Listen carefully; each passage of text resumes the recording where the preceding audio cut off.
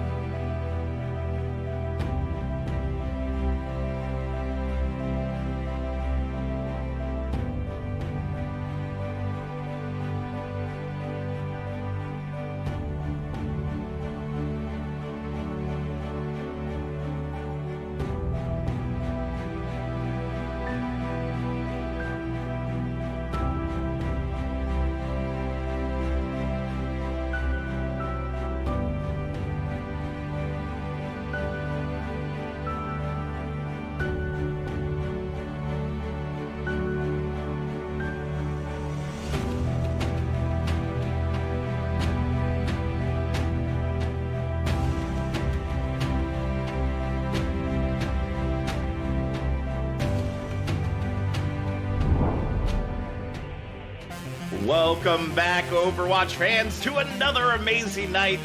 We have a fantastic match tonight, no question about it.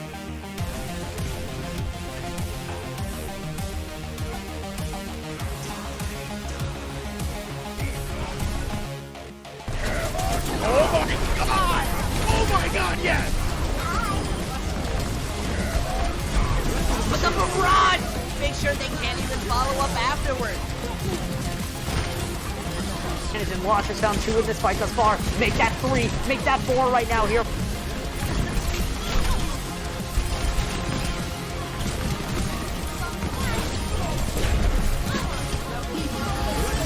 Dynamic team gets a 4-man tire. Those who find the picks will save the fights, and they don't really need to save what they've already won. 100 gets 3 with the primal rage.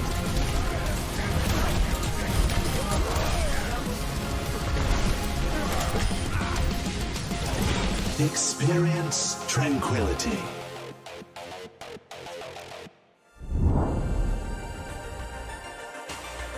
Welcome everybody to Tranquility Season 9. I am Joe Razor, joined here by McMissile, and we are getting ready to hop in Week 7 of Tranquility. And guess what? We're on a new game now. We're heading into Overwatch 2. I'm excited. I know you're excited. I think everybody's excited. And if you're not excited, you're lying to yourself. So that's true. It's an exciting time to like Overwatch. Oh yeah, especially all the little changes, all the vibes, all the maps are even different. The different colorings. Some 1 or 2 new heroes. I think so. Lots of new things coming into this, and it's going to be crazy to see how these teams go about it. Lots of different ways you can incorporate personalities into all this, with a big core thing being 1 less player for both teams. Yeah, I mean, the removal of that tank completely changes how the game is played. Less shields, less CC, a lot more fights going on. Even, people complain about the Jotes meta. I mean, even then you had, 1v1s going on the sides. You had these different things happen. And that's just something we haven't really seen in Overwatch quite a while. And so it's very exciting. And the gameplay is great. I'm not sure what exactly we're going to see meta-wise. I mean, you look at the Overwatch League, the meta's kind of been up in the air. We've seen a lot of D.Va get played. But, I mean, D.Va right now, you watch some of these D.Vas played, it's mystifying. They're, everywhere. They're all over the map. And that is something that I really only think the top level divas have been able to pull off. So I'm really not sure what we're going to see here today. Oh yeah, just Overwatch 2 has been out for around a week now, and having divas in my games, a lot of them have been kind of really iffy. It's that's going to be a really open tank. All the players can just kind of shoot into it because there's not a shield protecting D.Va. There's not any other kind of direction for D.Va. D.Va has to lead the charge.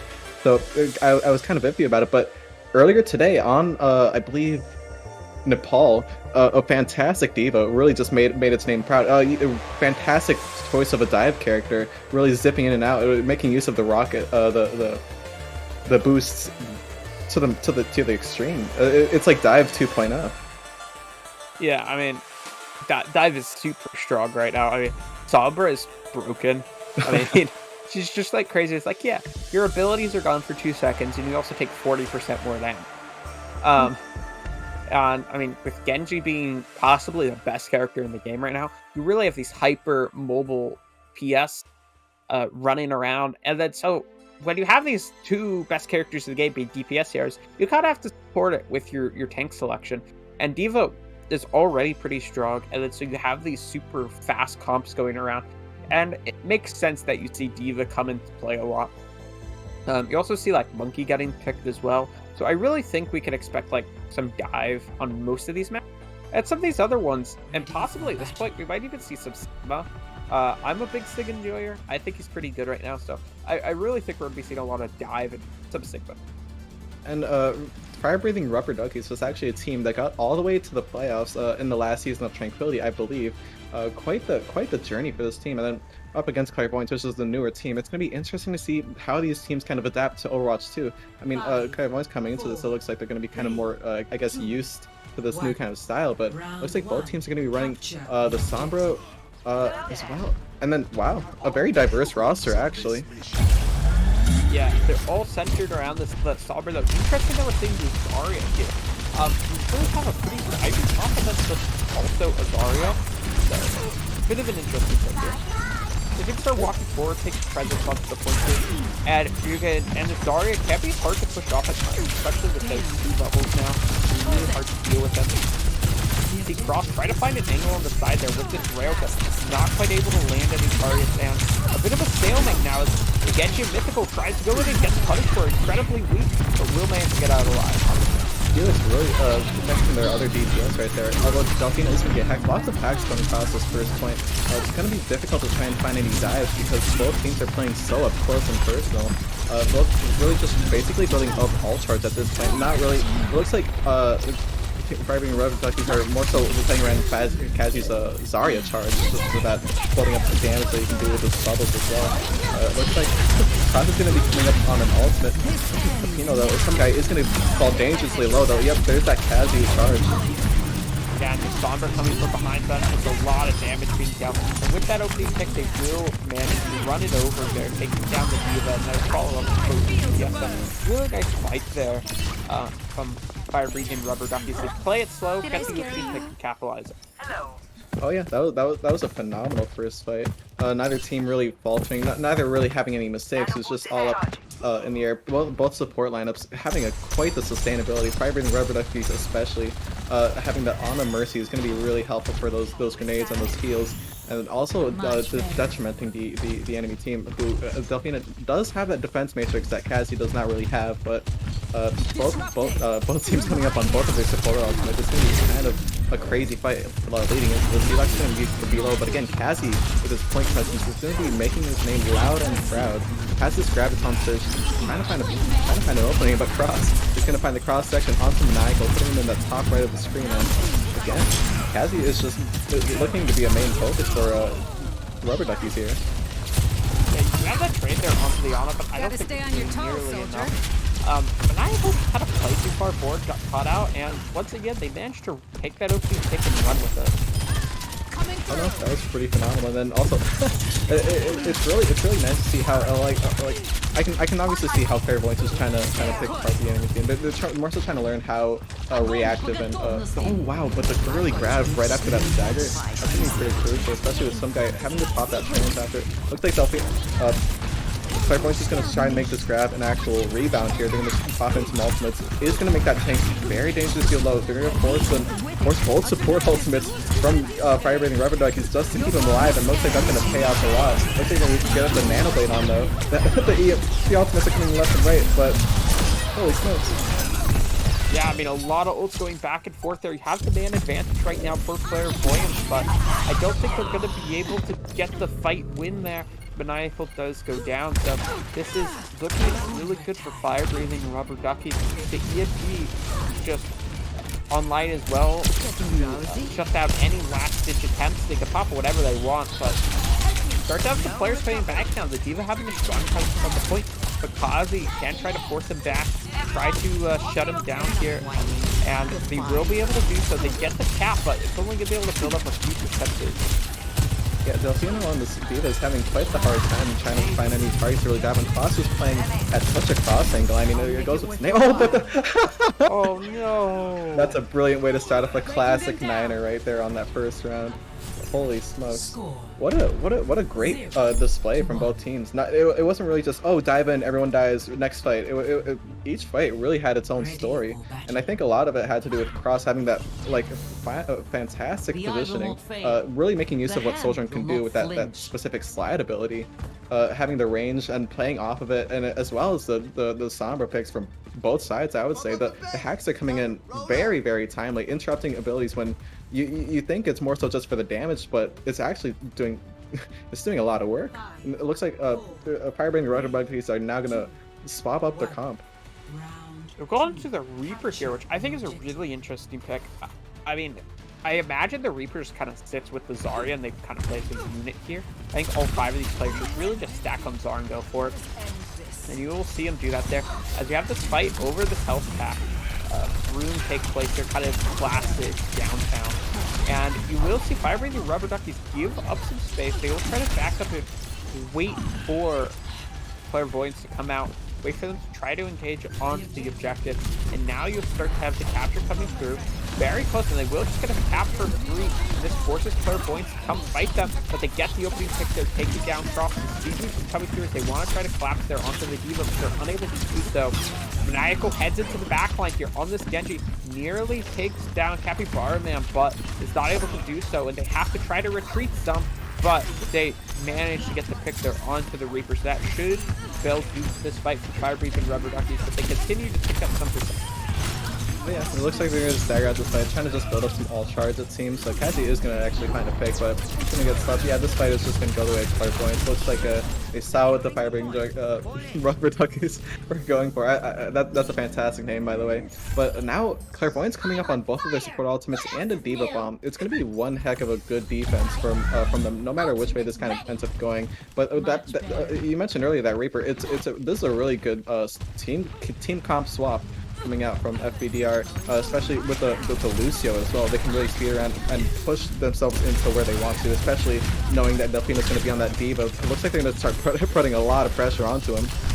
Yeah, they will force them to give up space, and they manage to get the opening pick, which is really big here. You have this D.Va bomb. They're playing pretty far into the open, and Cassie uses that Wraith. They're able to collapse on top of him, and now you can see Maniacal heading in, showing the power of this Genji pick. And that was a really nice return there from the side of Clairvoyance. They started down, but they recovered nicely, and now you have the 2 tanks dueling it out on the objective, and they managed to get the D-Mech, but you have the respawns coming back a little sooner for Clairvoyance, so that will be a fight win as they continue to get percentage. Oh yeah, winning that fight with just a Nano and a D.Va bomb is going to be a pretty big advantage here, reaching this 53% mark threshold. But you are going to be coming up on about 5 ultimates, I'd say, for FBDR. And although some guy does have Transcendence, it's going to be interesting to see if they can try and pick off the Zenyatta probably before he uses it. You can do that with given them. Oh, nice, forces it out, but attack is going to fall. Yeah, now you have the Blade coming through as well from Maniacal. After that first kill, doesn't get anything with it. They lose the Zenyatta. There's the supports going down, so this should be Fire Breathing Rubber Duckies taking this fight pretty easily. They will be forced to pull us the lost cross there due to Maniacal entering into the backline. The D.Va bomb will allow for the remix to come through, but they do end up losing Maniacal. And now you have the side of Fire Breathing Rubber Duckies just stacking there on the points. They get the flip 94% built up. Oh yeah, no, that was a fantastic play. They did start losing some members after that Transcendence, but they realized how important getting out that Transcendence was, and used only the ultimates that they really had to. They even saving grab for the next fight because they knew that some guy wouldn't be able to build it up in time if they won. A really fantastically played around the point specifically. Again, playing more brawl comp with the high damage and the high speed is something that was a fantastic team comp swap, especially when with Delfino though, finding that pick on the cross is going to be kind of crucial here. Yeah, has a huge pick there. But that's a great Graviton Surge getting deployed in, but they're not able to get any kills off of it. The D.Va's defense measure just gets put up in the face, and they end up losing Capybara. This Blossom has to be huge if they want to win this fight, but he gets slapped. And that should be it here. But Kazi trying to turn this, heads into the back, but ends up getting taken down. Now you have actually an even fight of all things, as the Lucio on the points trying to stall out as long as he can. Ends up taking down Maniacal. Now it's just Delfino onto the objective. The respawns will come back a little bit sooner for the side of Fire Breathing Rubber Duckies, and so they will hold on here as we're nearing overtime. 99%. Somebody needs to get on the point, and they do get it. So overtime starting to tick down. The Zenyatta in the back is taken down by Cross, and now you have the Lucio at the Sombra. Anybody trying to touch who possibly can, but nobody will be able to for long. That will be Fire Breathing Rubber Duckies taking that number 1. That was a phenomenal display. That first C9 was not just some sort of mistake. That was fear. That was getting into their heads, and they really proved that point on that second point right there, especially running that brawl comp was just it was a little bit nasty. Delfino was making quite the use of it. It came down to kind of that last fight, making a spectacular performance with the staggers. Samayarlis. Really getting even down to Genji and staying alive against Delfino. Delfino was about 2% away from their D.Va bomb, by the way, on the last fight, but getting it out of that mech right before then, and that's just one of the key factors of Lucio, I guess. It really came down to that team comp switch, I think. and they're really taking advantage of the giving up some senses of mobility in exchange for the kind of one, like, yeah, if you're running diva, you can fly around, you can go up and down. Basically, the entire Clairvoyance comp, you had basically all 3 dimensions under your control. But fire breathing rubber duckies just taking what they can. Sojourn has that slide, Reaper has that TP, and Zarya can just walk, but she has the bubbles, and just promoting those minuscule movements was kind of the big advantage there.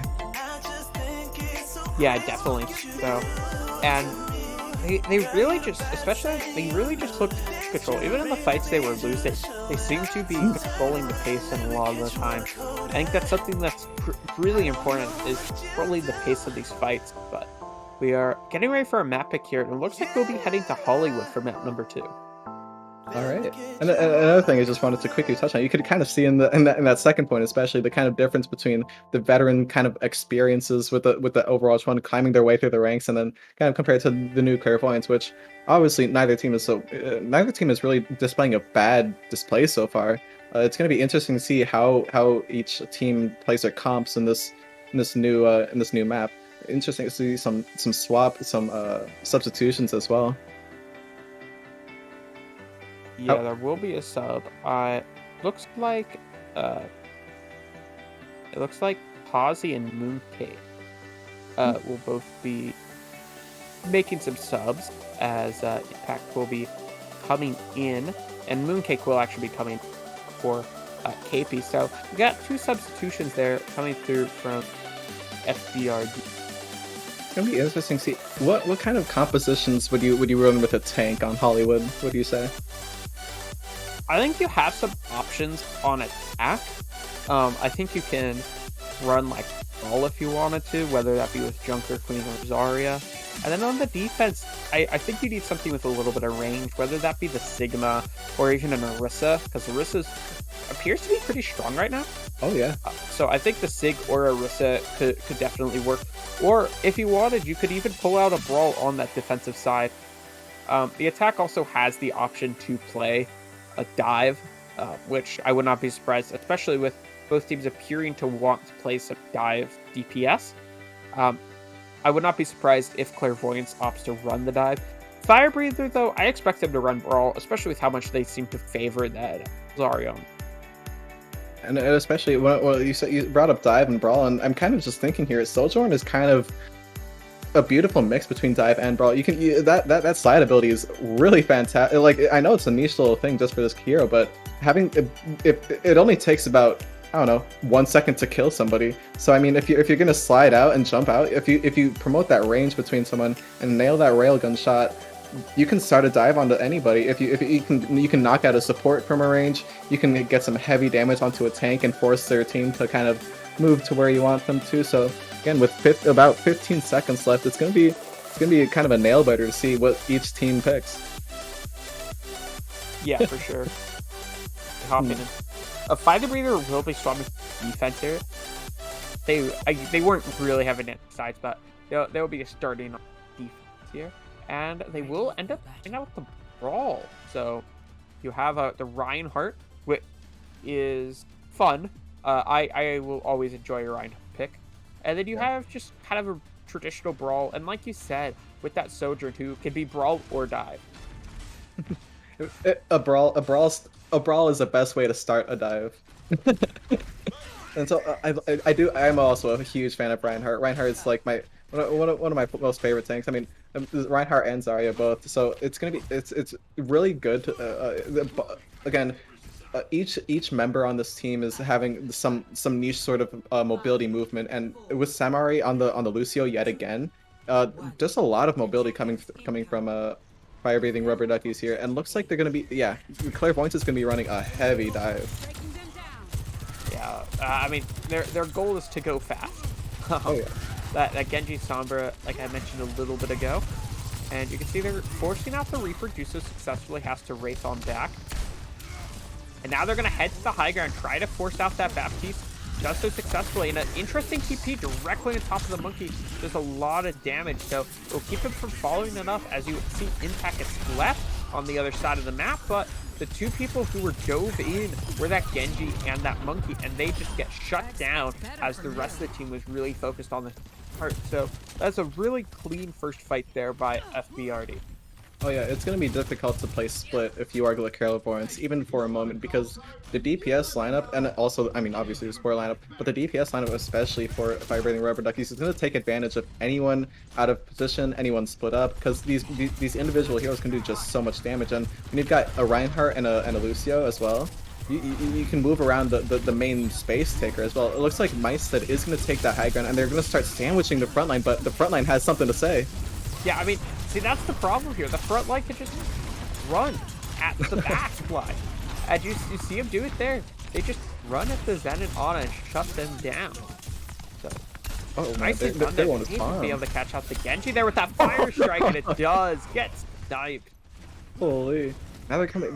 Now Fire Breathing Rubber Ducks are coming up on several key ultimates, but Pepino is coming up on that nano, and nanoing a Monkey, I mean, that's technically nanoing basically anyone on that team right now is gonna be something that can start a fight opening. You can easily get a pick if you're maniacal, I would assume. But it's looks like, again, Fire Breathing Rubber Ducks is having that high ground. Is Tacit gonna flank around? Okay, looks like Clairvoyance is gonna be all grouped up here. Yeah, and they managed to get an opening for the first time here. This could be huge. You're going to see him try to walk onto this backline again as the Shatter comes through, takes down both supports, but they end up losing the Baptiste, which is a main source of a lot of your heals there. But the Sojourn putting in work, getting almost 2 kills there, forces the Sombra out, and now it's just the Monkey on the point with that Primal and gets taken down. So nice hold there. Again, you can see each Cross actually moved over to the second high ground with all the dining tables on it. There is 2 high grounds on this map. It is so it's difficult for me to just try and like, oh, just hop on point. It's hard to do because there's so many high grounds, but looks like Zelox is gonna both DPS ults are gonna be coming up online for Clairvoyance. And Samari does not have a beat yet, so Clairvoyance looking to be the advantage. They're gonna start pressing it. Yeah, and they go in, gets 3 kills directly off that EMP. That's a 1-ult fight there. Nicely executed. Yeah, just a clean fight. I mean, you pop your EMP, just go and get the cleanup. That's winning that fight with one ultimate is going to be ginormous. Maniacals is going to have that blade still, and Samari is going to be coming up on a beat this fight, but that's really going to be the only ultimate. It's hard to kind of really go aggressive with it. They're probably going to save it for Maniacal. Looks like they're FBRD is going to be pressing up right against the gate, which they can do given their team comp. Mooncake is going to get hacked, and Cross is going to become at half HP, but they're going to get healed up, and looks like Meset is going to press the advantage, which they can do given the change in terrain. Yeah, they will do so, and they're trying to get some picks here, Fire Breather, but I mean, they had so many opportunities. There's so many weak enemies, but none of them are able to fall.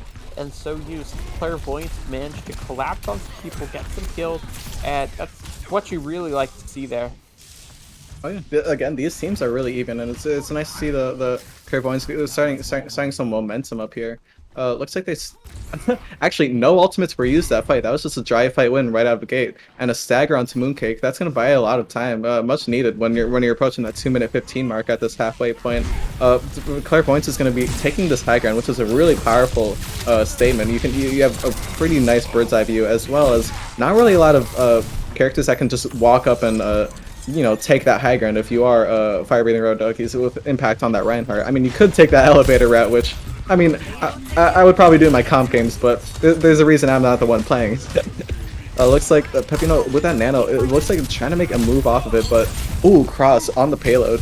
I think you gotta swap here if you're some guy. I mean, he's died so many times. We don't have the stats here, but I feel like he's put the opening pick in every single fight they've lost, because they're just able to walk on him and get the kill. So I would definitely like to see him swap off that Zen. He has the trans, so you can stay on it here for now, but as soon as he uses that, I think you gotta swap. It is going to be a pretty slow hero if you want to run something as fast as this dive, and I do see what they're trying to do. Oh, discord the target to dive on, but with such a strong foot soldier comp that the Fire Breathing Rubber Ducks have, anyone who's not diving or moving around is going to get kind of blasted. So again, yeah, Tactics is just going to walk right on up there, which they can do on that Reaper hero. Wow, that was pretty brazen right there. But both teams having almost 5 ultimates. It's going to be interesting to see. It looks like Zelox is going to try and open it up. Yeah, solid EMP, it's gonna hit 3, but does not have to lose this, so you have to Sound Barrier, but they managed to take down Mooncake in time. And now you have the Blade coming through. As soon as that ends, they do burn Transcendence though, so you get this fight win, but you use a lot of things. Yeah, you did end up using 4 ultimates. So did the other team. That's true. That's true. Oh, both tank ults actually being the only ones not used. And in this scenario, I would say Impact Shatter has more impact, but it's going to be interesting to see how they can land it given the mobility of the comp. They have not swapped off of their support lineup in any way. So I mean, those are pretty vulnerable targets, but depending on how aggressive Clairvoyance can be, because they do have that Winston Primal, it's going to be interesting to see how Firebang Duckies can line this up with but losing Cross. Yeah, that's a tragic opening there. And you will continue to see your team drop. I believe that was an Ajax there. Impact tries to shatter, dies partway through. So, I mean, an extraordinarily clean fight there by Clairvoyance. Oh yeah, they pushed the aggression that they had. Impact, I guess, just waited a little bit too long. But they are coming up on this 3rd point here with only a minute left. So you are looking pretty happy to get that under 60-second time bank. But again, Misa hasn't even used their primal yet, and juggling a support is going to be pretty deadly on this 3rd point because there's just so many dead ends. Looks like it's going to start happening though.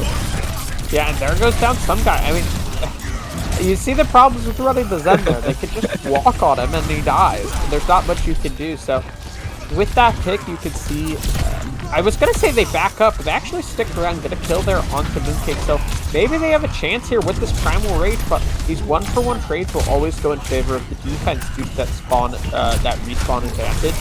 So this will most likely be a hold here. You might be able to hold some space though if you're Clairvoyant. Oh, Takis.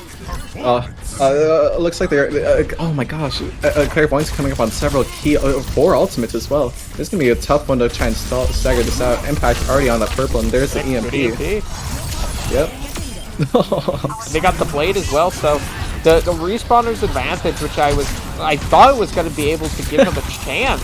I mean, they kept dying even after they respawned, so not able to really regroup, and in overtime, that will be a capture for Clairvoyant. That was pretty well played from Clairvoyance. Definitely a massive step up from that game 1. Looking like almost a brand new team. A lot of it, I guess, had to do with the map and pressing the advantages when they had them. Taking that 2nd point high ground so mightily was a massive detriment, considering FBDR didn't really have something to really just go up and take it. So it's going to be interesting to see how each play a different kind of comp here. You could technically run a dive defense, but I think running a brawl or something more steadfast on the defense, it's going to be something more into FBDR's kind of comfort zone. It seems running that Reinhardt, they're very comfortable with those head-to-head fights, fighting on the cart when it mattered or when they could. Really gave them the advantages in a lot of those scenarios. But it looks like yeah, Clairvoyance is going to be running a dive defense. Yeah, so interesting pick here. I think they're kind of assuming you see a brawl once again from the attack, and they're hoping they can kind of counter dive, but it looks like there will be a dive comp from FBRD. Yeah, with that Echo this time instead of a Sombra. So interesting pick here.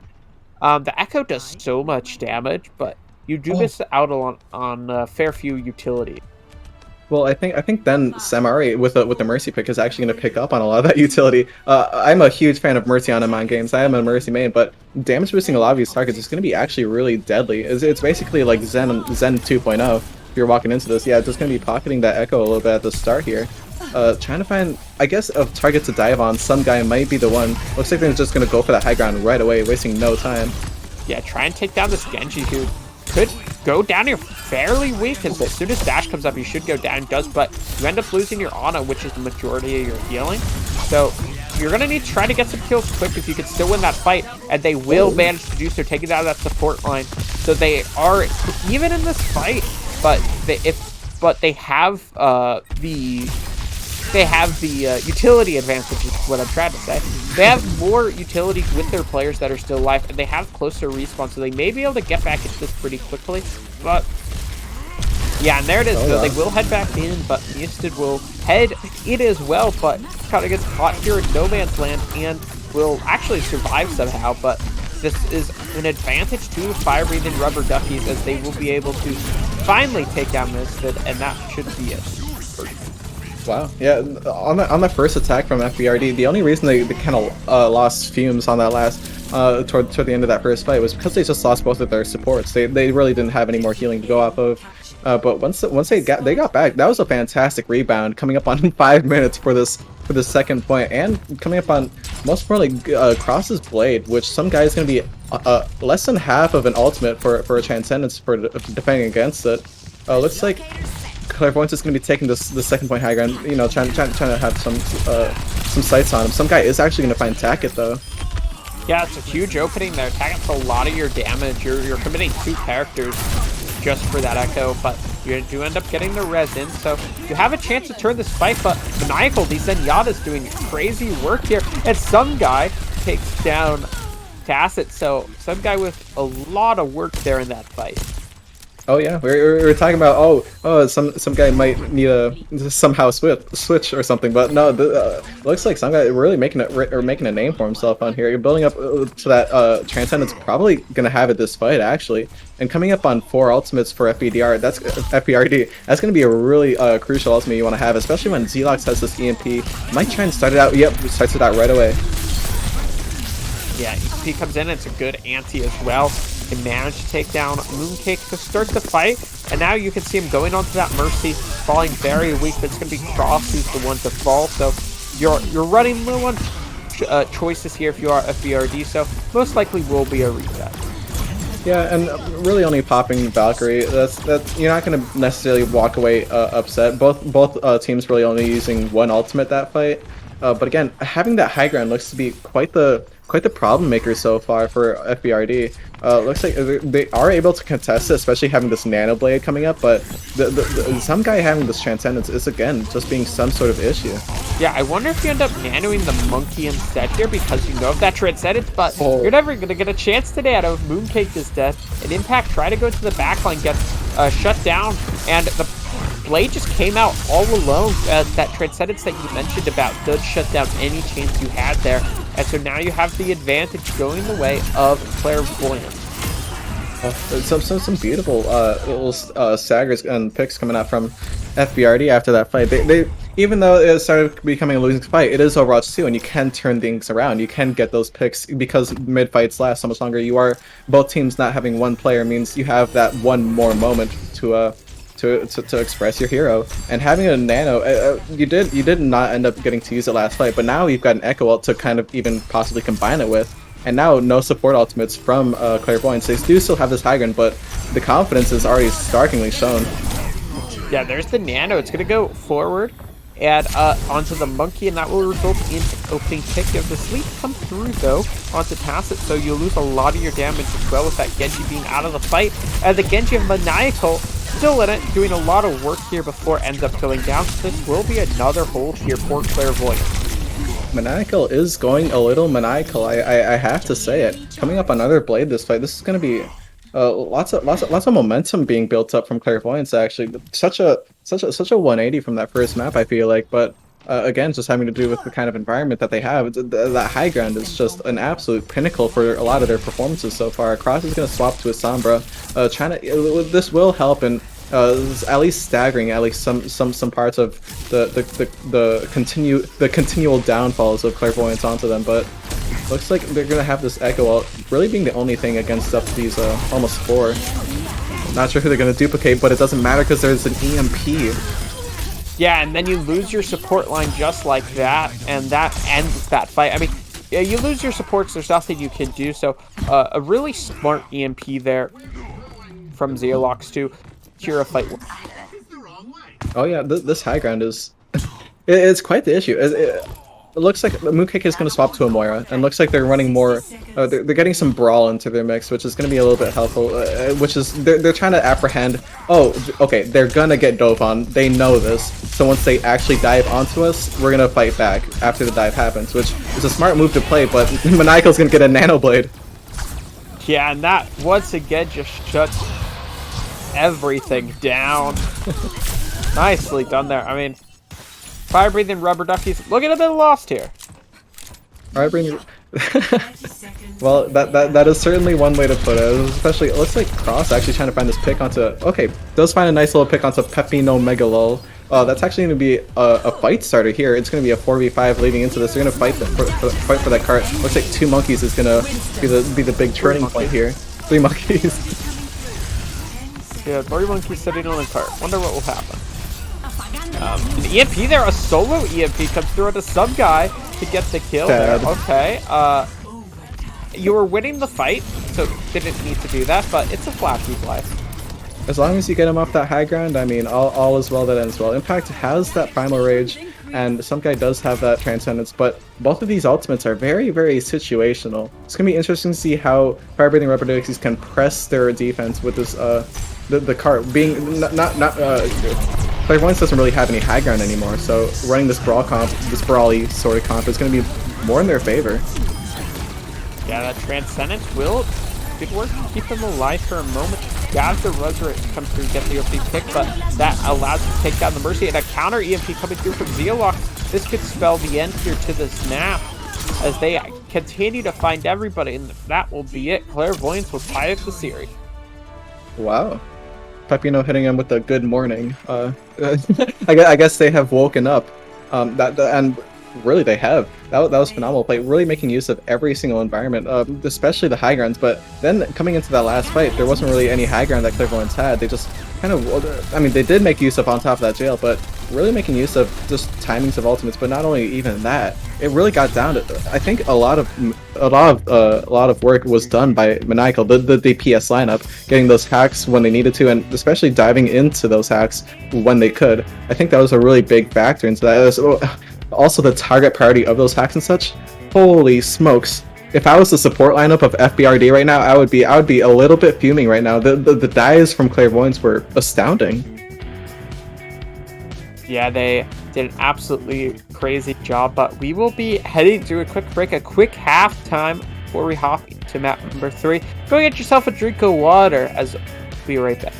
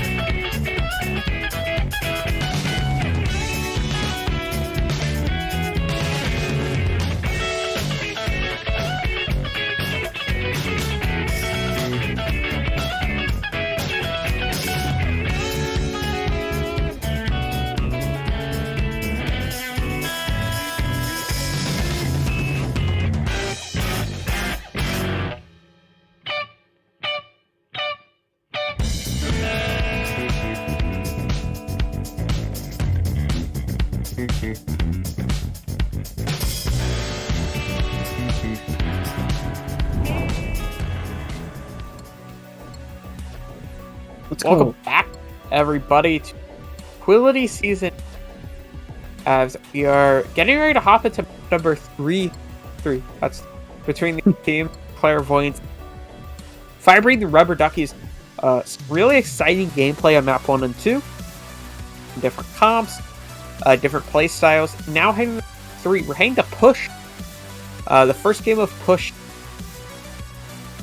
North American Quility. It's going to be Circuit Royale. So a really interesting map, a very defendable map.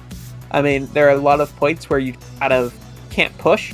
I'm really thinking about that like high ground right in front of where second point is. You have like that huge high ground, then you have a side high ground. Like, okay, I guess I'll die. The infamous curve. Circle Royale is actually my favorite push map coming into Overwatch 2 because they removed King's Row from being that nighttime map, and they gave that nighttime to Circle Royale. King's Row still has a certainly warm place in my heart, but heading into Circle Royale definitely is going to be interesting to see how each team. Delfino was a tank player on that first map, and then they subbed in for that second map.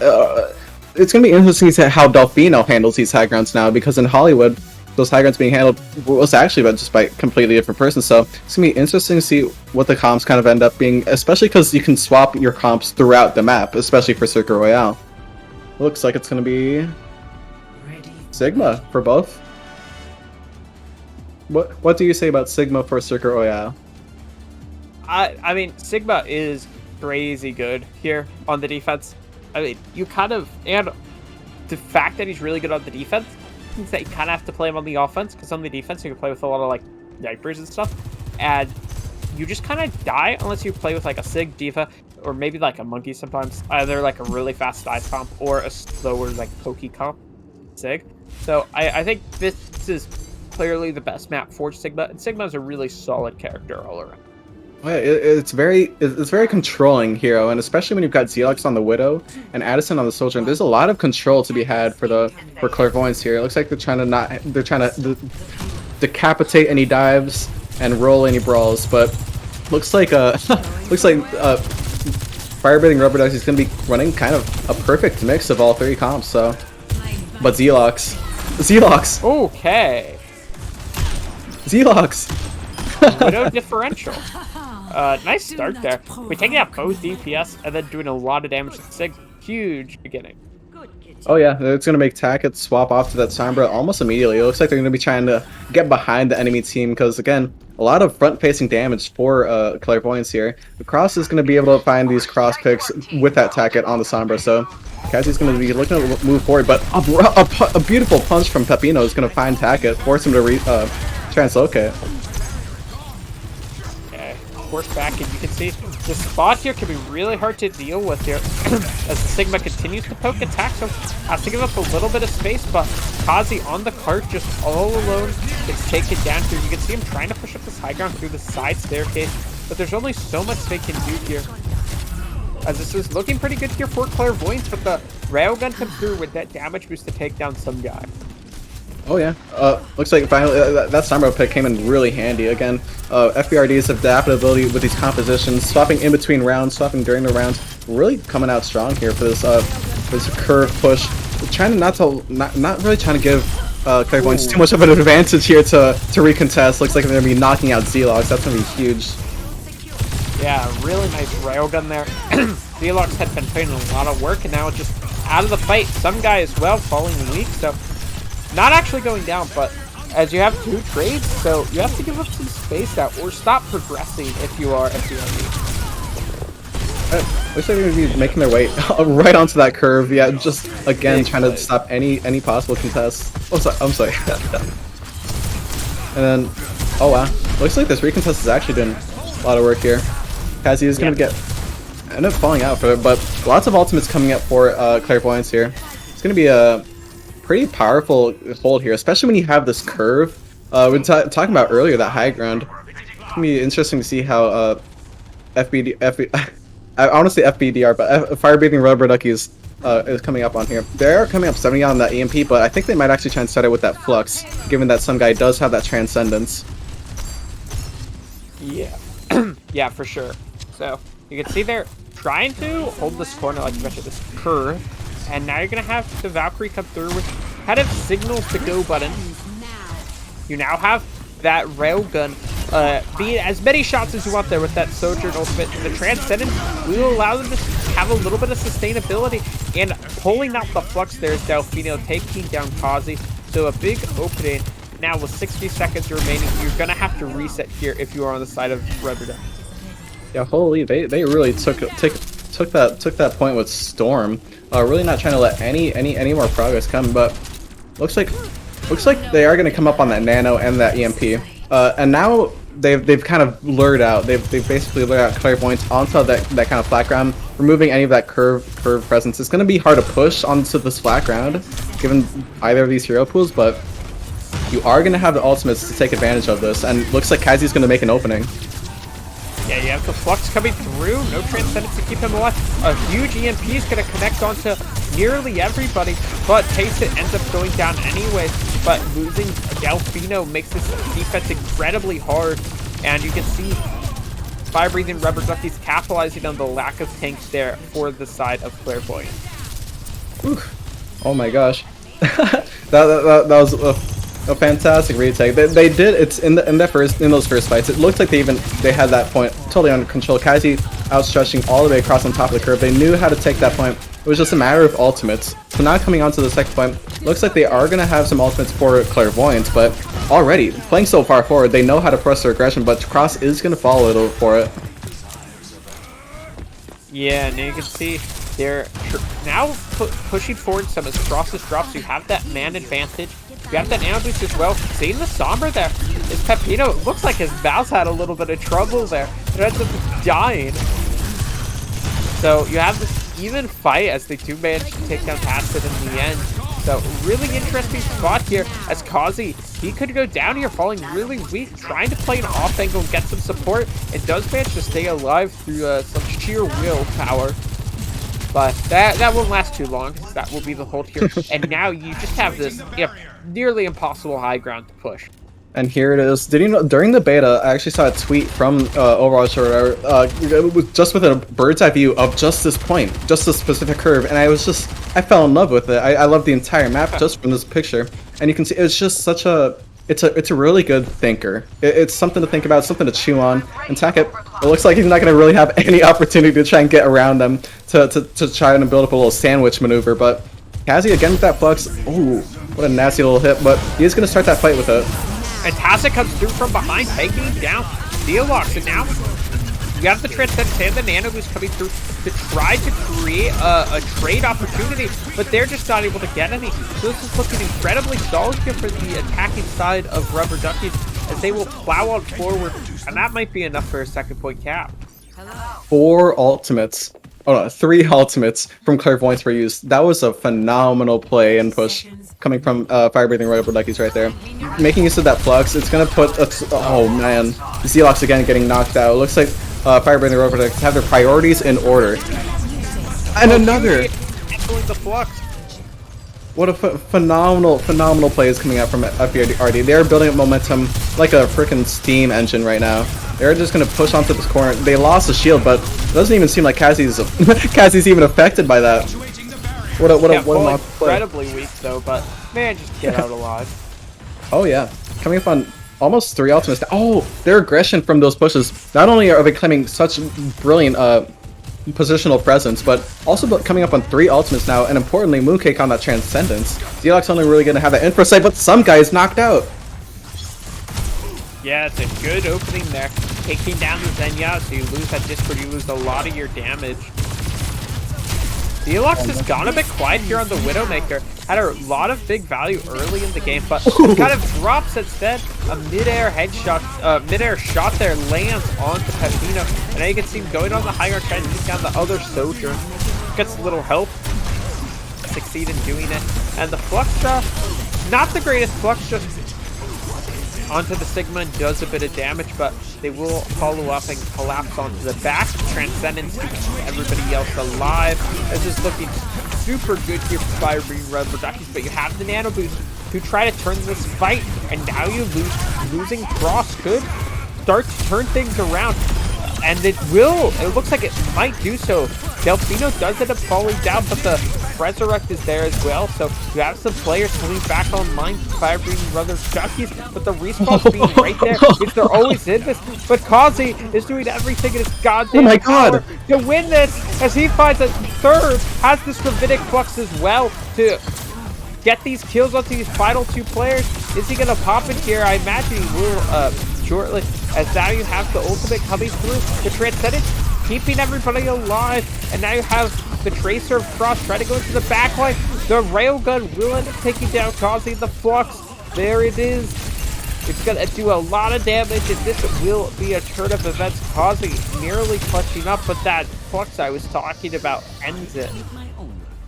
Chadsy. That's all I have to say. That was phenomenal. Just Kazi and I forgot which one was on the Mercy, but oh my goodness gracious! I mean, really just a phenomenal little last point stagger right there. I mean, they didn't get all 3 points, but with a performance like that, they really don't even need to. And throughout this entire map, I just think Kazi on that Sigma was just a really phenomenal core part of a lot of the progress and fights in these a lot of these situations. The Flux, yeah, you don't really have to get a 6-player Flux. You don't have to you don't have to wait a Flux for kills. What they used with Flux was I really liked that from coming from the Sigma player. They lifted all the players up. It makes them very vulnerable. That's what you want to do if you're a tank. You want to make the enemy team vulnerable with the space, so that way your DPS can take use of that space and then start doing stuff. It's not like, oh, you have to get a Flux and get those kills in those Flux. You just have to make them vulnerable and start taking the space that they have now given up in, because they're now in the air. And I don't know, FBRD was just really phenomenal with that. And in that last point, they started pressing onto the high. You could kind of see Clairvoyance again taking that high ground, which is something that Clairvoyance is really all about. They love taking the high grounds, but in the end, you could see FBRD's point, which was just the payload is not in the high ground. And so they really just made their statement on that. It looks like both teams are going to be running kind of the same kind of stuff they've been running in that last point, but now on just reversed roles. Yeah, the only thing I worry about a little bit is with that Zen Mercy on the side of FBRD, you might run the risk of having not enough heals. It probably will be okay because this comp is pretty self-sustainable, but that is just a small thing that you might run into some problems with. Yeah, these things can happen, but especially with the utility. I think again, I'm always a fan of Mercy because I can see the optimistics with damage boosting, and when you've got a Zenyatta as well, I just see more damage boost opportunities. So I think they're trying to enable their DPS, more so Cross and Kazi, into the damage that they can do in the times that they can do it, because overall their positioning and positional punishments are fantastic. I mean, they're already inside Zelux's head, having to a lot of the Widows just being forced to just look back at his own team, but looks like Tessa's trying to find a little sandwich maneuver here, but trying to close in on that Sigma right there.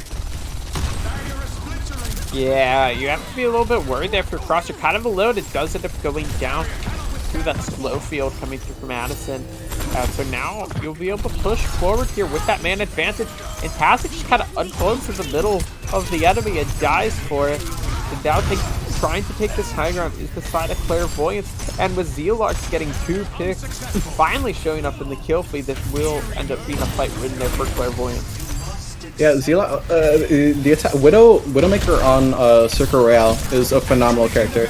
Not only do you have to, you don't even have to get picks with Widow. You just, the amount of control that Widow proceeds on this map is huge, especially if you're running Sigma, because taking advantage of those narrow sightlines, taking advantage of what's in front of you, something that's really pressing with the Clairvoyance right now, the Clairvoyance theme right now, coming up on almost 5 ultimates for him as well. FBRD is going to be coming up on that EMP. They can make... Oh, but it's lost. Well, I don't know how Tazzik keeps dying. He just kind of uncloaks and dies. Oh, grapple shot, though, from Zealox. That's huge. Onto the Mercy. So you won't be able to resurrect that. The Flux is going to come through as well. And that will result in Kazi dying. So a few huge opening picks will allow them to turn the tide. Yeah, they're gonna start just they're gonna momentum push from that. There's some unfortunate series of events and some spectacular displays of skills from Clairvoyance right there. Still having these 3 ultimates, but you are gonna have about 4, and it looks like Kazi's actually going to Zarya, taking advantage of the the invisible bubble. But oh man, big opening pick there. They have the ultimate as well, so they will be able to push forward with that. They're looking to continue fighting, take out the Transcendence out, try to keep people alive. As soon as that fades, Oh, I think the lobby has restarted.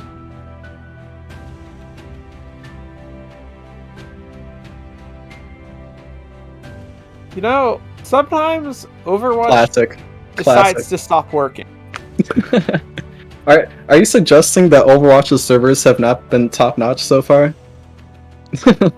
No, this isn't even a problem in Overwatch 1.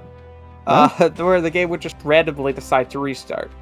Interesting. So, Well, rough. I mean, I get to see more of Circle Royale. I'm not complaining, but overall, Cassie swapped off to that Zarya, which is a crazy pick. I like obviously you can start trying to do that Sigma matchup, but when you're on defense, if you're starting to lose momentum, especially on Circle Royale and your Sigma usually has the attacker's advantage because you can just look down at these sites, and the sites are related to the point that you're escorting, and Cassie's not really having a point to escort. So swapping off to the Zarya is going to enable a lot of the DPS, but also a lot of the support lineup. Being able to keep everyone else alive longer and easier is going to allow Mooncake and Samari to damage boost more, and especially help Cassie get some charge, making him also basically a third DPS with this roster. So taking this turnaround is going to be something that is very doable for Fire-Breathing Rubber Duckies. Although, again, Zelox on the Widow has been pretty crazy so far. Yeah, so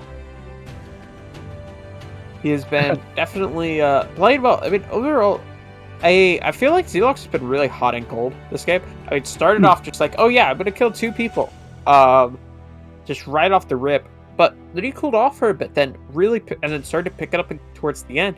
Here at the beginning, it was kind of cool for a minute, and then got a big 2K, and then hit that grapple shot. Oh yeah. And so I think you really do see Zelox kind of have these hot, cold moments.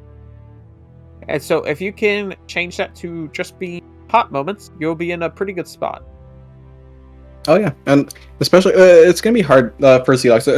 Eventually, you're gonna start seeing the kind of pressure that KBD are gonna be outputting with this composition switch. Which again, they've been so talented in their hero selection swaps and such. So it's gonna start to get difficult for Zelox to find those little picks. But again, it's gonna come down to who's going to be peeking out where and when and why. They're still in that second point. It's the cart is coming up on the curve around the hill. There's not a lot of high grounds for either side. So there's just those little obstacles and going in between the map. So it's going to be interesting to see how the Sombras are going to be able to weave around that, because again, Clairvoyance has been really on top of trying to find out Tacit, shooting around corners, shooting around little edges and such. So it's going to be interesting. It's going to be interesting to see how this plays out eventually. Yeah, we will see how it plays out eventually, but until then, we'll be heading to break. Stick around, we'll get it all sorted out. We'll be right back.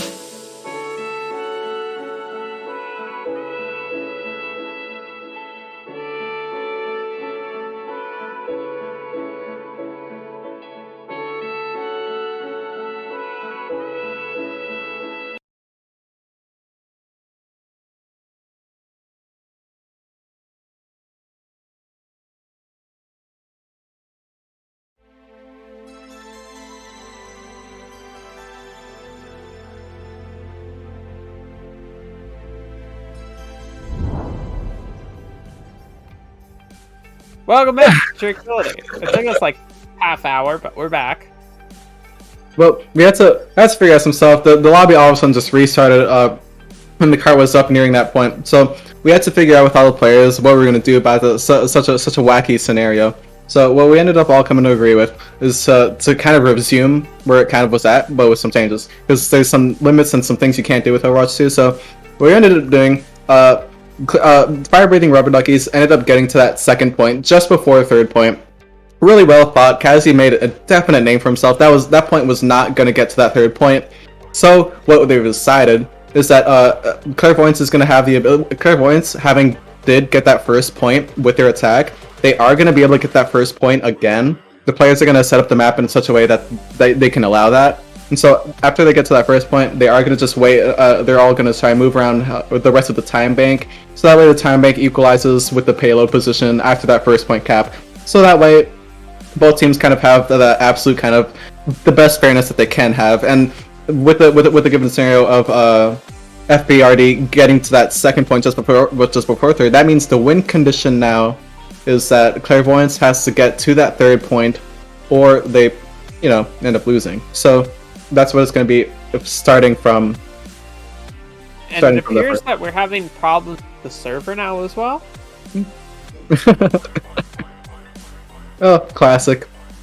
Some people were saying some minor things with the Overwatch 2 launch, something about the servers again, mentioned from before, but it looks like that may be happening again. But it looks like we're gonna take a little pause. We're gonna be trying to reset some stuff here, but when we eventually get back to it, it's just to start from around that first point where they Clairvoyance left off, and then they just have to reach to that third point to end up finishing this map, which is essentially what they had to do in the beginning. So again, trying to make this possible in the best way possible, and everyone's working their best on this. It is just an unfortunate thing we all have to work around, given the servers and the state of everything, but everyone pulling together in this. We are going to get back into it just in a little bit. We're going to set up the map to get things right. So who have you been having some fun playing in Overwatch 2 so far? I've had fun with pretty much everybody. I mean, I didn't get to play the second beta at all, so my first playing with Junker Queen was on Overwatch 2 full launch, and I know Junker Queen's been nerfed, but she's so much fun. I really enjoy Junker Queen. I enjoy super aggressive tank players. I mean, in Overwatch 1, playing Reinhardt was one of my favorite things. Nice. And I also have pretty decent mechanics, so it's played super aggressive, except I get rewarded for having good aim and stuff. It's a lot of fun.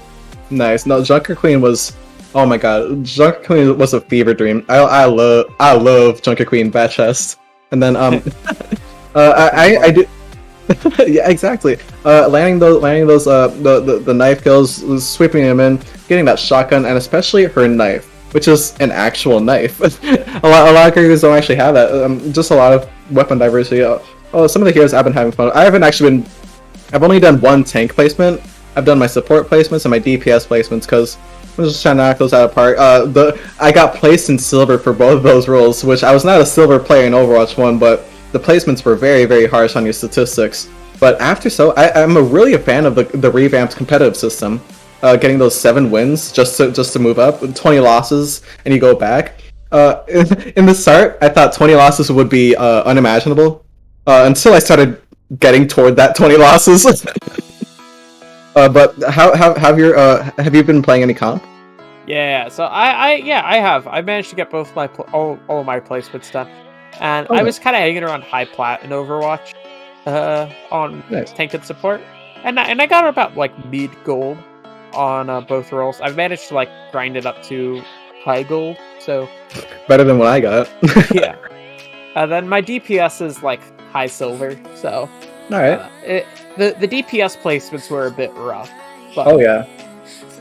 How do you I decided to play them all do a bunch of those on the first day, and I lost about 8 games due to people decent. Yep. Oh man. Yeah. I had to wait for that a little bit, but man, DPS in Overwatch 2. DPS for me in Overwatch 1 was extremely difficult. Well, not difficult, but there's 6 players, for both sides. There's just kind of a lot to deal with, but I'm having a lot more comfortability with DPS in Overwatch 2. So Oh man, what's your favorite DPS hero so far? Oh, I have a lot. I'm a big Widow fan. I really yeah. do enjoy Widowmaker. But then surprisingly, I've really enjoyed playing Genji. Genji, not. I never played Genji in Overwatch 1, but I've currently been playing a lot of Genji. Nice. It was really hard for me to succeed as Widow in Overwatch 1, but in Overwatch 2, man, all the sound changes too, and looks like we're going to be getting back into it. And immediately, Zealox gets an opening pick there onto Tassa, who tries to go into the back trying to make a play, so finally we're hopping back in, and a big play to start us off. Oh yeah, Zealox on that Widow. As mentioned before, Kazi swapping off that Zarya is going to be quite the heater for both of these teams, but it is again going to be down to how they can kind of make use of this up-and-coming turn. Lots of flat ground, but yeah, looks like Kazi's going to get knocked out of the park, but Cross is going to return it. Yeah, they do trade back here to get Cross in the open here. Could possibly go down there and get back with his life. You can see trying to hold the space, but Cross with this railgun finds another pick. Oh man, it looks like FBRD are very comfortable with this top ground, the splat. More so, it's going to start going into their advantages as well. Looks like they're going to actually be pressing the aggression with that fantastic res from Samari. Not letting up whatsoever, building up some ult charge as well for both teams. Tassa just actively running out of immortality field despite having 20 health. And Miss Flux there from Delfino. So a rough start here as he stands at the slow field as well to just get gunked down and killed. So Clairvoyance struggling a bit. Oh yeah, they're gonna have to reset here, but they are coming up on several ultimates, including both of their support ults. Importantly, Delfino not having that Flux is going to be a little bit of a detriment to try and start off this fight, kind of giving a lot of the advantage to FBRD, especially when Kazi is coming up on that grab. But again, looks like Zealox is going to be popping that info site. It's going to be forcing some control onto FBRD. And they're going to find a pick from it. Yeah, and there you find two opening kills there. One with the Widowmaker, one with that railgun. A Resurrect coming through and actually does get off despite being directly in front of all of Clairvoyance. A very risky res ends up paying off. Now you have that window as well coming through. So it'd be really scary here as they end up getting another kill there though on the Cross. So fight looking like a chance was there for the side of Rubber Duckies. It does end up going the way of Clairvoyance. Ooh, that was tough. It's hard to go against when you've got a grab and you don't have the Blossom or DPS ultimates that can really instantly kind of delete people. It's gonna be hard to go against some guy with a Transcendence, especially with Papino with a Nano. Both support ults for Clairvoyance is gonna be making kind of the moves here heading into this last point, but Cross again has really been laying down the cross sections onto this enemy team, really taking advantage of this high ground for this last point now, especially when you got the Blossom for Taxed. Looks like they're gonna bring the fight right to their spawn door. Yeah, they're trying to fight up really close. They're trying to just play this choke. Any charge. Try to plow forward now. Kazi look to see if he can team somebody in the back line. They're getting pushed back by the signal, but it's going to be the railgun from Cross that finds the opening pick, and now Kazi is he once again trying to find a kill onto one of these members of the back line. Just been unable to do so for a minute. Cross now popping off and trying to take down that Widowmaker, but not able to do so. It is actually the one to fall down. Oh man, you're gonna resurrect Cross right there, but Tassa does also have a Blossom still. Looks like it's gonna be a winnable fight. Welcome to Overwatch 2, where anything is possible, and Tassa and your spawn is definitely one of those possibilities. Looks like they're gonna have to nano Delfino. Yeah. Yeah, and that should allow him to take down the Mercy and force the Reaper to TP out. Could possibly even find the kill on him, but that Wraith will allow him to escape. So card progressing here through third point. Just as a reminder, they need to get 97 meters to win. It's gonna be a difficult last point though. Not something you can easily just steamroll, given the countless staggering high grounds for this last point for the defense, especially when it's gonna be more impactful when Kazi has this Graviton Surge. Some guy does not have Transcendence yet, but I'm assuming it's gonna come up very, very soon, and both tank ults are gonna be up, but Cross is gonna go down. Yeah, and there's the Flux coming through. There will be the immortality to keep people alive though, but Kazi ends up going down after he pops the Graviton Surge, tries to get something, but instead all it finds is the grave. Nicely done there. Clairvoyance Start is establishing themselves here on this map. Just about to be alive right now. Respawn will start to cut through, so they do have a chance to recontest 7 meters away from victory. That'll be a D-neck as well. So this is looking like it will be all she wrote here for map number 3. And yeah, this last push is what's gonna really do it in. Really hard to try and like. That is going to be game, but it's going to be really hard to try and like stop the momentum coming in from Clairvoyance. You do have those high grounds, but you don't really have a tank hero, or really a lot of heroes that are making use of that high ground in that last point. And I think maybe that's kind of what started causing their downfall. But again, the pressure play from that Sigma was just, again, Sigma and that Widow on the attack for Circle Royale is just phenomenal for those narrow sights and everything that's basically in front of you. And when the enemy team's in front of you like that, they all FBRD was in that left side on the last point. They're all kind of in that room area, and so the Flux really took a lot of advantage for that. As you could see, even the res trying to go off, but ended up getting caught in that Flux as well. So a lot of players on that low ground, kind of in that box room. It kind of just became a self-implied kind of disaster. Yeah, for sure. As we're now getting ready for map number 4, so that will end up being 2-1 now for Clairvoyance. 1 map away from taking the first game of North American Tranquility. So I believe that means we'd be heading to a push for our next map type. So definitely interesting map to go to. Oh yeah, there are now 3 push maps with the inclusion of Esperanza and Overwatch 2, which I'm a huge dude. Esperanza is a lot of fun. Oh yeah, it's so beautiful too. I know Athena calls it Esperanza, but I don't know. I've taken high school Spanish for, like 3 or 4 years, so I think I know more than Athena, and I'm gonna call it Esperanza. But again, that's my probably. I don't know if I don't know anymore if it's my second or third favorite map given the change to King's Row, but definitely top 3. And coming into this, it's gonna be really interesting to see how these again. I know I've been saying that each map is just gonna be some brand new crazy thing for the kind of comps that both these teams run, but given especially that performance on Circuit Royale, swapping over to Azaria, the Sigma performances, the Widow as well. Esperanza's any push map really is gonna be quite interesting to see what teams do with something. Yes, it is Esperanza. But all right. It's gonna be interesting to see how this plays out, given the such a various wide map. There's high grounds left and right, there's tunnels left and right, and everything is just very fluid and connected. So there's flanks available, there's high grounds. It's gonna be interesting to see. I'm assuming possibly the Sojourn again, something that Cross has been very, very adept on so far. You can also have Widow, but how does Esperanza look in your eyes? I think Esperanza has a lot of different things you can play on here. I mean, from my own personal experience, I found Brawl is even effective, like you mentioned with that Zarya. You can either play with the Zarya, or I think some teams are definitely falling away from the Junker Queen, but if you wanted, you could even. I think this is a good map to try it. I think the Sigma comps as well have a lot of potency, because you have a lot of mid-range areas that Sig is really effective at. So I think this map is really wide open to a lot of different things. Oh yeah, and I just got some intel from Penguin over here.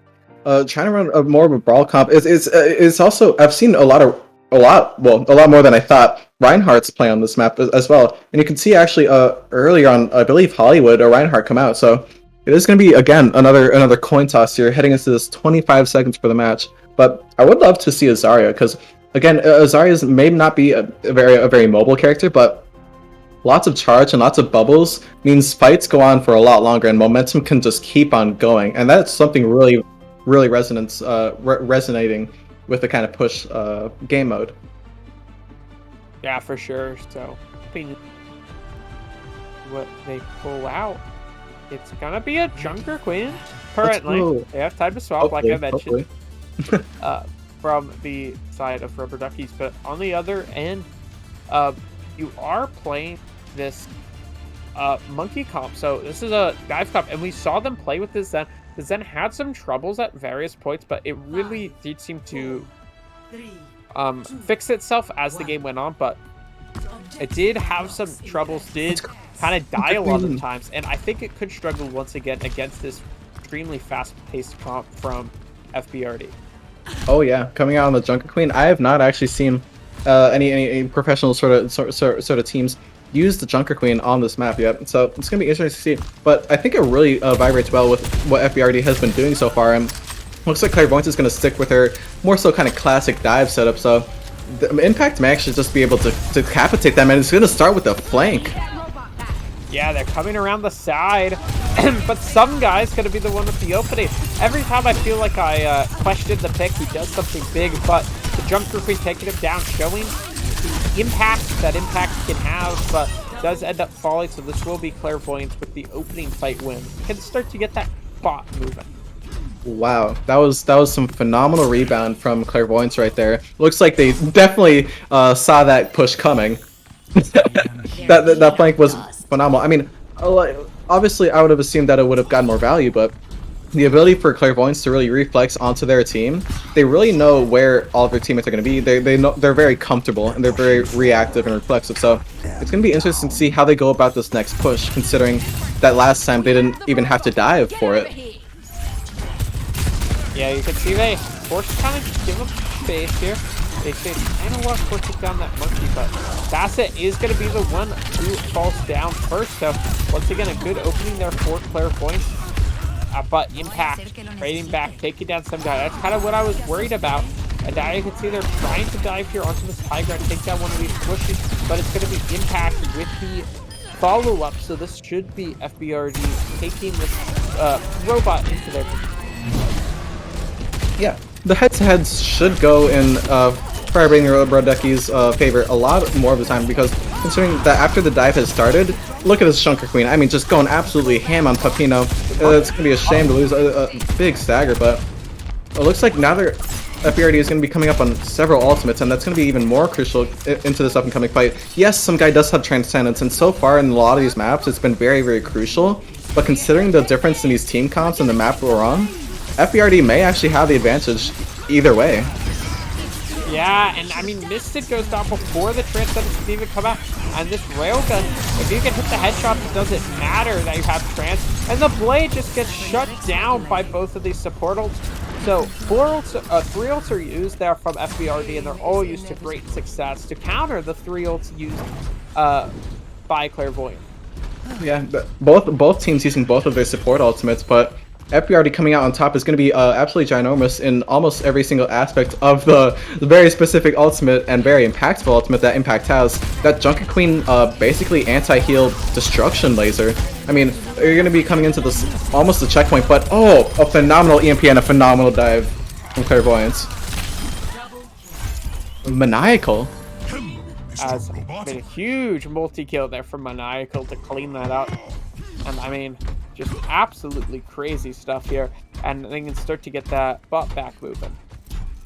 Oh yeah, Maniacal going a little bit maniacal right there. I mean, I already made the name pun like basically last map, but right there, just some actually crazy stuff. So looks like Impact didn't even get the chance to use their ultimate. Clairvoyance really making use of their aggressivity that they can do with the comp, but lots of the team is going to be hit with that. Yeah, really nice rampage there. Hits nearly everybody. Now you have that man advantage, only the DPS still alive, and they will be able to clean that up. I mean, you can just see the absolute power that rampage has. There's just absolute clean shot.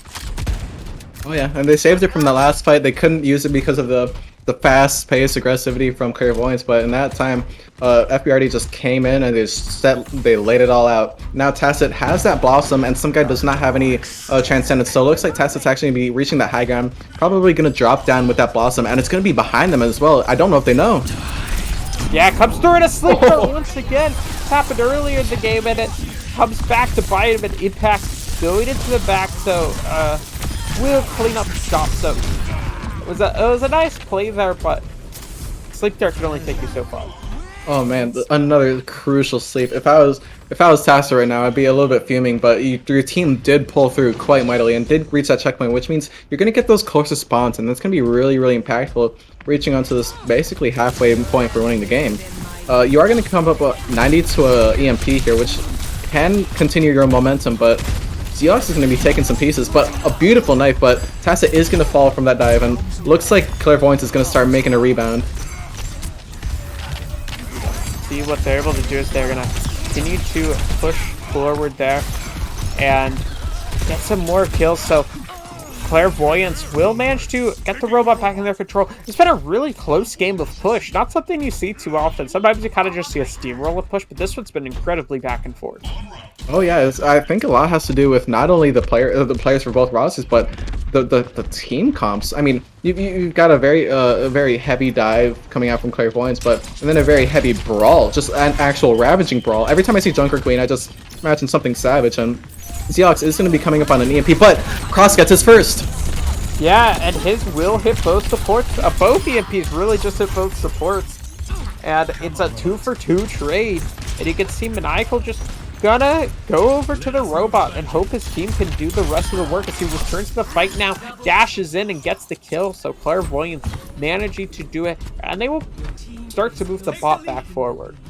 Cross getting that EMP off first was ginormous, but again with the EMPs, if both teams have an EMP, getting your EMP off first does not actually necessarily guarantee the fight win.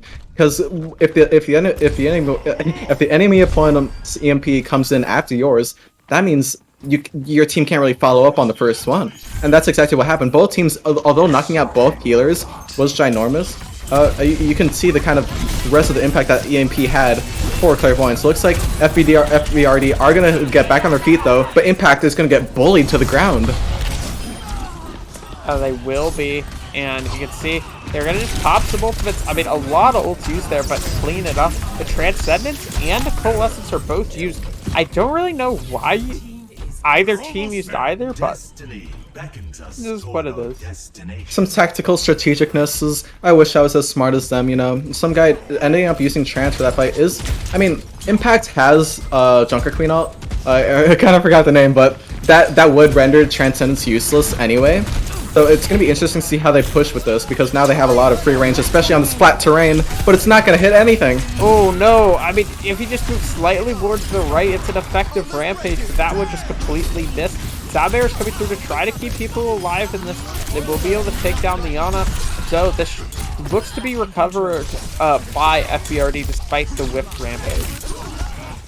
Oh man, looks like they're going to be picking it up though. FBRD, again, a very boots on the ground composition. Even though they did not get really anybody with that ultimate, they were able to make lots of space. Putting your Junker Queen into the back of your team, into the back of their team, is not a bad trade. Junker Queen does a lot of work. Maybe her Rakan doesn't do as much, but the utility, the presence, the HP pool, holy guacamole. FBRD made tons of usage out of that, but Zealox has something to say about it with a giant EMP. Yeah, big EMP, and you can see a huge cleanup off that, so just one ult needed to win that fight. Exactly what you're looking for with that EMP. And now they have a lot of stuff to work with coming up into this next engage. Oh yeah, Pepino Megalo has that nano, and they're 72 in Maniacal Blade. They may use it on Mewstead or the Blade, but either way, both DPS ults are up online for FBRD. It's gonna be interesting. Oh, not the sleep again! But looks like Cross is gonna pop that blade. Oh my god, Pepino has totally shut down Tacit, but very even fight so far.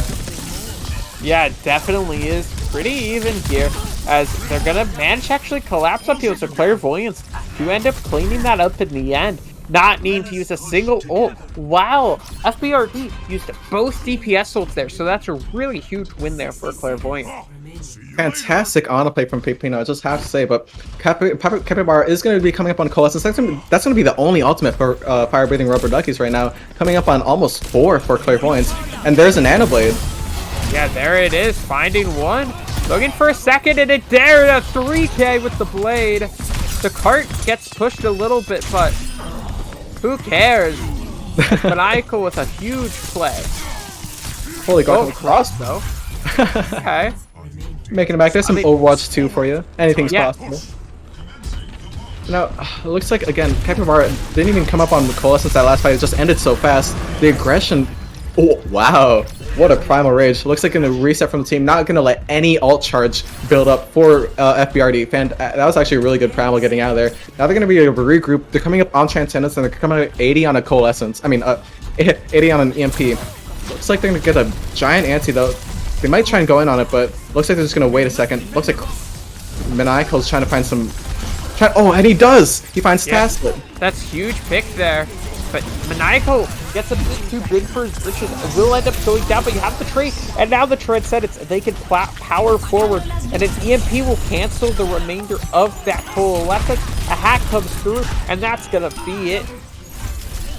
So Clairvoyance will take the set 3-1. Well, with this map, I mean, it was spectacular to see a Junker Queen. I mean, even though they did lose, that was a really great performance from, I mean, both teams, obviously, but especially on this map in particular, given it is new, lots of things to figure out, lots of things to find out. And I think a lot of research for me, what came from this, is that this map favors a lot of, it favors making use of the entirety of the map.